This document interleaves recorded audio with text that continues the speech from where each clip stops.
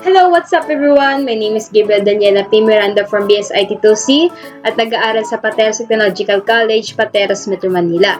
At itong vlog na ito ay tatalakayin natin ang pag-identify ng parts ng MSI 888X G45 Gaming Motherboard. So tara, simulan na natin. So ito ang MSI 888X G45 Gaming Motherboard. Ayan. Ayan ang kanyang mga parts. Makita nyo na ang bagong-bago at hindi siya katulad ng mga dating motherboard ng computer. So, bago natin simulan na ang pag-identify ng parts, I would like to express my gratitude sa father ko na nagtatrabaho sa isang company ng computer components supplies.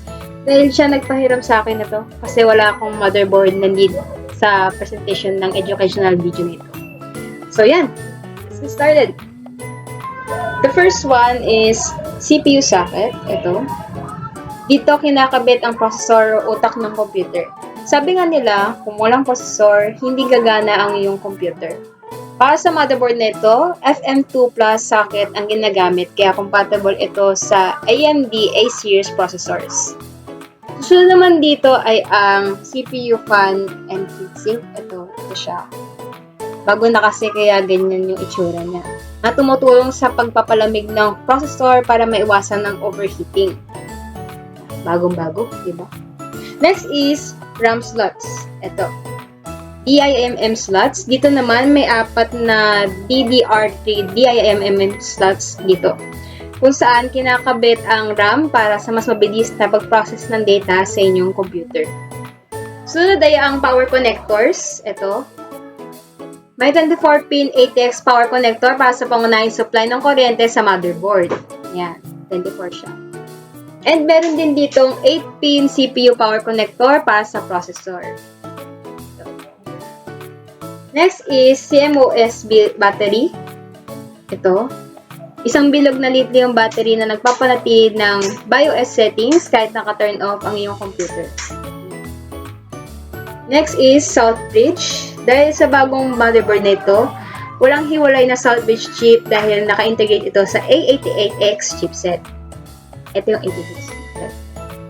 Then yung North Bridge ay kasama na rin sa A88X chipset na may heatsink para sa pagpapalamig, which is hindi siya katulad sa lumang motherboard na nakakahiwalay sa dalawa. Ang motherboard nito ay meron ding OC Genie. Ito, button na to. Ginagamit para ma-automatic overlock ang system.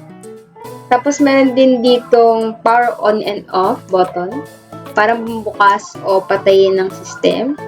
E meron din ditong reset button para i-reset ang system. Meron din mga fan power connectors like yung ito. CPU fan. Ayan. Tapos meron din ditong system fan 1. System fan 2. Ayan, dito. Tapos system fan 3 nasa taas. Ayan. And then, yung system fan 4, nasa baba. Magkahiwalay sila. Tapos, meron tong pinakabagong install nila, yung audio boost. Ito. Ito yung audio case na nagpapaganda ng audio ng computer. Ayan. Kaya ang bagong-bagong lagay. Tapos, dito sa baba, meron ditong JUSB 1. Ito. Ayan.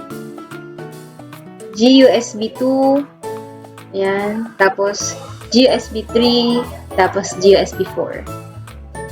Ayan, ganun sila. Sunod naman na part is yung PCIe slots. Ito. Merong 3 PCIe 16 slot. Ito, yung 1, yung 2, at saka 3. Para naman siya sa mga graphics card na paglalagyan. At merong 3 PCIe 1 slot. Ito. Yung maliliit. Yan. 3 yan. 1, 2, 3. Ito naman yung para sa iba pang expansion cards tulad ng sound card or Wi-Fi adapter. And merong nag-iisang PCI. Pinagigitnaan ng PCIe. Sunod naman natin ay ang SATA ports. Ito. 2, 4, 6, 8. Meron tayong 8 SATA ports na ginagamit para sa pag-connect ng HDD, SSD, and optical drives. Ayan. And lastly, meron naman tayong I/O ports. Rear panel. Dito may kitang iba't ibang input and output ng ports tulad ng audio ports. Ito, 2, 4, 6. Para naman siya sa speakers and microphone na pagkasaksakan. Meron din dito ang Eternal LAN port, RJ45 pa sa internet connection, dalawang USB 3 ports sa ibaba, tapos HDMI display port, VGA and DVI ports para sa monitor. Meron din ditong 4 USB 3 ports na pagsasaksakan ng para sa keyboard, mouse, at iba pang mga peripherals or flash drives na pwedeng ilagay. And then, meron din ditong dalawang USB 2 ports, and then yung PC2 for keyboard, mouse combo port. Ayan, nakikita. At dyan nagtatapos ang ating talakayan sa mga part ng MSI 888X G45 gaming motherboard. Sana ay nakatulong ito sa inyong kaalaman tungkol sa hardware ng computer. Thank you for watching!